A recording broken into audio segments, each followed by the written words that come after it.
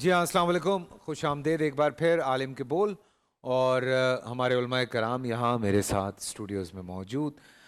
کل سحر کی ٹرانسمیشن میں بھی ہماری یہی کوشش رہی کہ چھوٹا سا جو نذرانہ عقیدت ہم پیش کر سکتے ہیں، کیونکہ آج حیدر کرار شیر یزداں شیر خدا حضرت علی رضی اللہ تعالیٰ عنہ کی شہادت کا دن ہے، اور انہی کے حوالے سے سحر پہ بھی گفتگو رہی، اور اسی حوالے سے آج بھی یہاں پہ بھی ہم آپ ہی کے کچھ زندگی ویسے تو ایک لمحہ آپ کا ایک باپ کے برابر ہے۔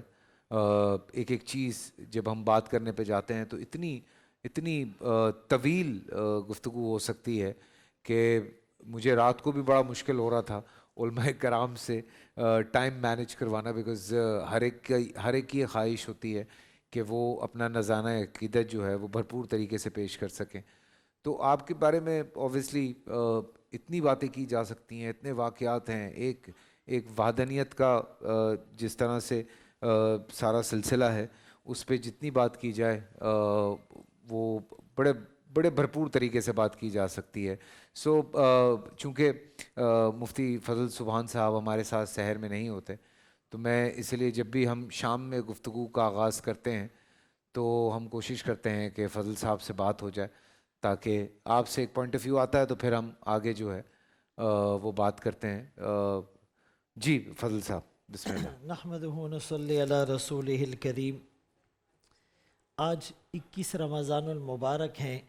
شیر خدا حیدر کرار اسد اللہ واسد الرسول امیر المومنین حضرت علی رضی اللہ تعالیٰ عنہ کی شہادت کا دن ہے۔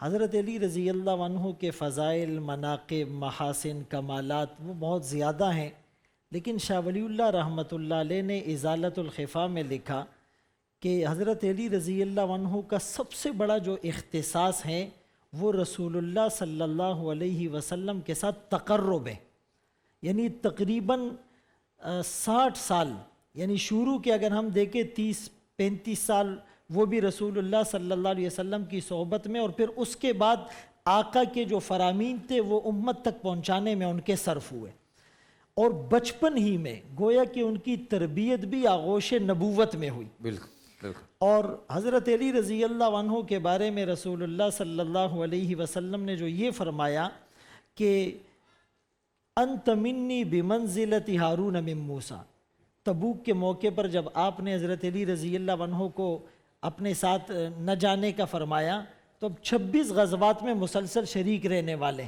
اور شیر خدا اور اسد اللہ جن کا لقب ہو، وہ جہاد میں یعنی رہ جانے سے بہت پریشان ہوئے، تو آپ صلی اللہ علیہ وسلم نے تسلی ان الفاظ سے دی کہ تم میرے لیے میری نظر میں ایسے ہو جیسے موسیٰ علیہ السلام کے لیے ہارون علیہ السلام۔ واہ واہ۔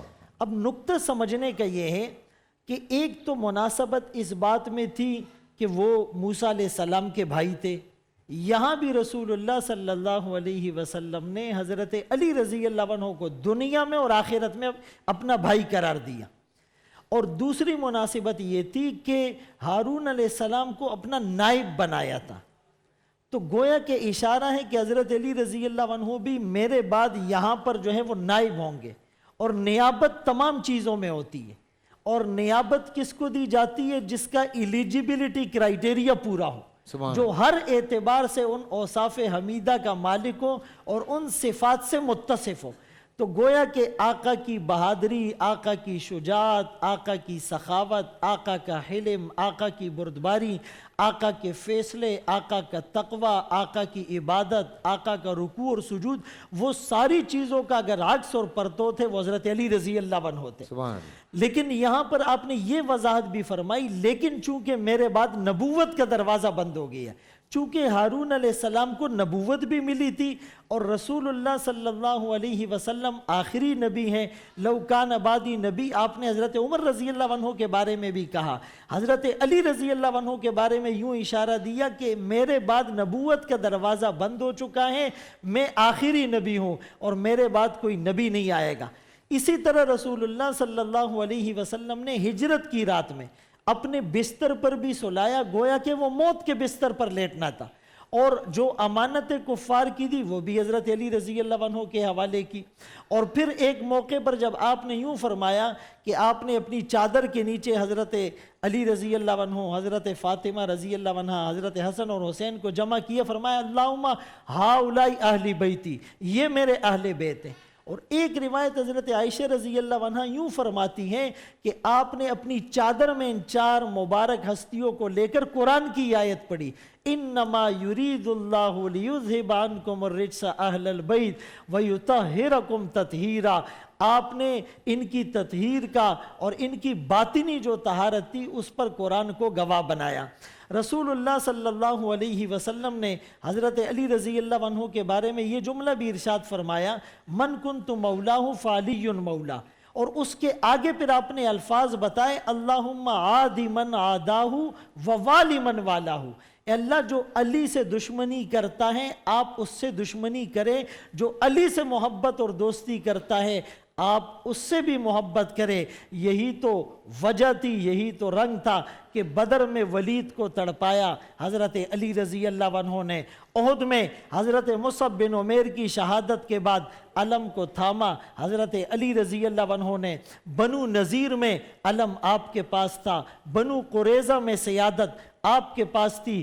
بنو سعد کے خلاف جب آپ نے لشکر کو بھیجا تو اپنے 100 صحابہ کو لے کر حضرت علی رضی اللہ عنہ کو آپ نے امیر بنایا. خیبر کے موقع پر مرحب کو پچھاڑنے والے حضرت علی تھے، اس دروازے کو اکھاڑنے والے حضرت علی تھے. اور رات کو اس پیشن گوئی کے مصداق کہ لَأُعْتِيَنَّ هَذِهِ الرَّأْيَ، یہ جھنڈا میں صبح اس کو دوں گا جو اللہ اور اس کے رسول سے محبت کرتا ہے. اس کرائیٹیریا میں تو بہت سے لوگ آتے ہیں، لیکن دوسرا جو جملہ ہے اللہ اور اس کے رسول بھی اس سے محبت کرتے ہیں. یہ سعادت اگر کسی کے حصے میں آئی وہ حضرت علی رضی اللہ عنہ تھے. ای سعادت بزور بازو نیست.